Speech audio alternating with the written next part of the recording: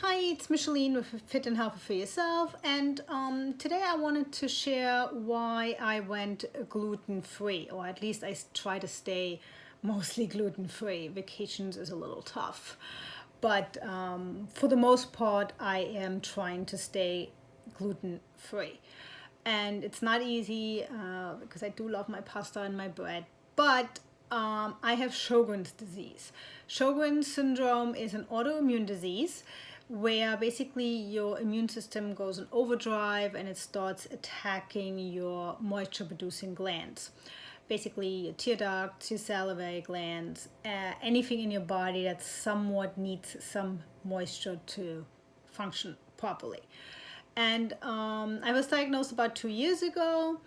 And with the diagnosis, of course, I decided to read up on what I can do to help myself, because I always try to not go the medication way as much as I can avoid that.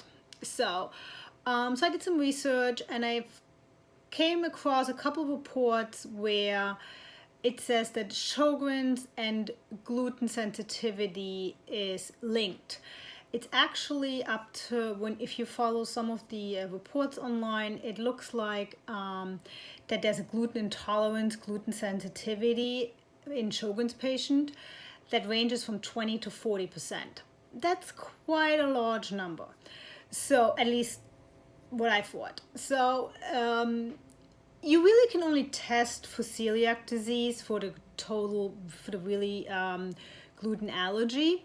I've been tested for it. I don't have it. However, you cannot really test for gluten sensitivity or gluten intolerance, because basically you don't have a full-blown allergy yet, but your body really doesn't like gluten anyway. So it's just the response isn't quite as bad as it is with an allergy. So I decided, since there is a link there, I decided to try the experiment, and I went gluten-free. Gluten is basically, it is found in grains. It is a protein that can be found in wheat, rye, barley, oats, and it's really in a lot of things. It's very sneaky.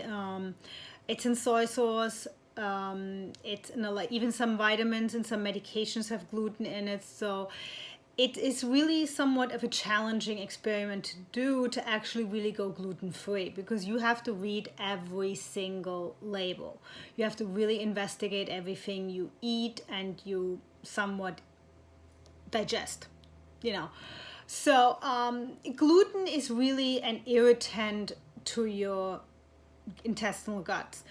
It's causing inflammatory responses. So for someone who already has inflammation going on from all the autoimmune stuff going on, I don't really want to introduce more ingredients into my body that will cause the inflammation to go even higher.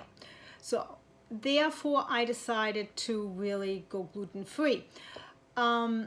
You can have really gluten intolerance, gluten sensitivity. You can even have non-celiac gluten intolerance. Basically, you can have the same symptoms as a full gluten allergy, which is intestinal problems, diarrhea, bloating, constipation,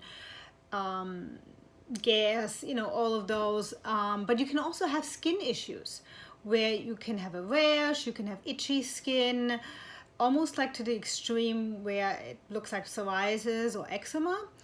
So those can all be symptoms of a gluten intolerance. So I went on the experiment, and you have to really, if you want to try to go gluten-free and see if your symptoms improve, you really have to go gluten-free for a good 3 months. It's not something that immediately goes away in a week or two.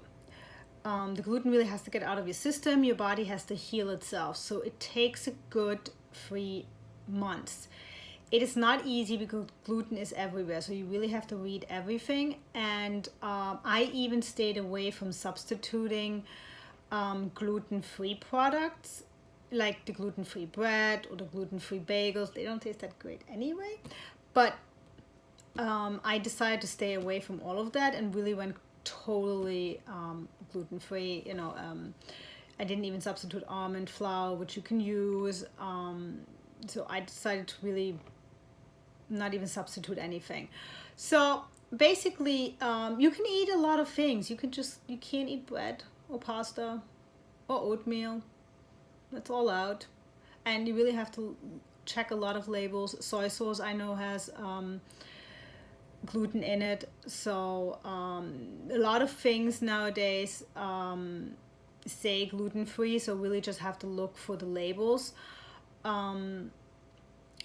So this is not, Sjogren's is a disease that is not curable, and you really kind of have to live with it, but you have to treat it.